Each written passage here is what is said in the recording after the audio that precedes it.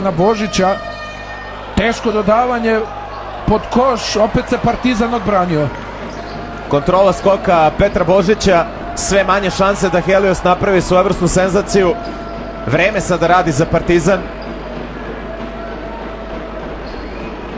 Božić, još 9 sekundi za ovaj napad crno-belih. Mačvan, nema pasa na niski post. Moraju da šutiraju košarkaši Partizana. Raduljica stavlja tačku. 30 poena Raduljice, bit će i dodatno slobodno bacanje. Kakva utakmica. Patrik Raduljica. 30 od 69 poena svoje ekipe Miroslava Raduljice. I zaslužuje Raduljica da on stavi tačku na ovaj meč. Apsolutno najbolja utakmica u sezoni za Miroslava.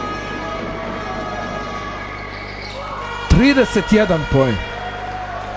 10 od 11 za 2 poena. 11 od 12 sa linije slobodnih bacanja.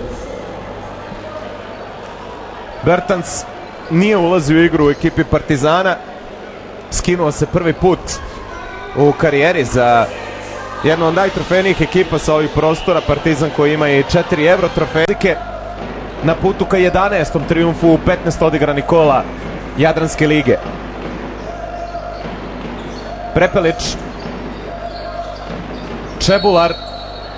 Partizan je mogao da da još jedan faul do izlaska iz bonusa. Tu ličnu grešku je napravio Vladimir Lučić. Njegova prva.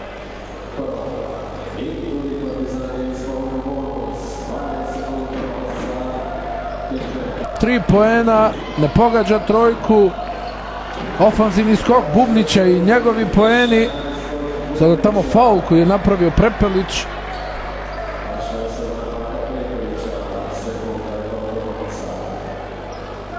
Traži pojašnjenje od sudije Obradovića Klemen Prepelić zašto mu je svirana ova lična greška. Vidjet ćemo samo koji će biti konačan rezultat ove utakmice. To zavisi od toga da li će Čakarević oba slobodna bacanja. Partizan je izvanredno šutirao penale večeras. Od 24 koliko su do sada izveli crno-beli računajući ovo, pogodili su 22. 23 od Vreme igrač utakmice, 31 poen od ukupno 72 poena Partizana. Partizan imao dosta problema protiv Heliosa u ovom meču, ali na kraju je ekipa Vlade Jovanovića iščupala pobjedu.